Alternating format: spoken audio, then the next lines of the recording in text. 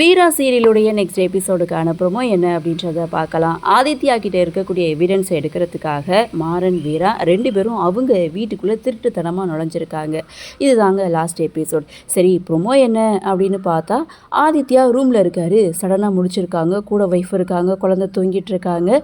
புதுசாக அவருக்கு ஏதோ ஸ்மெல் வருது. அப்போது தன்னுடைய மனைவி கிட்ட, நீ ஏதாவது பர்ஃப்யூம் போட்டிருக்கியா அப்படின்னு சொல்லி கேட்க, எனக்கு அது அலர்ஜி, நான் போடவே இல்லை அப்படின்னு சொல்லும்போது, அங்கே தாங்க ட்விஸ்ட்டு.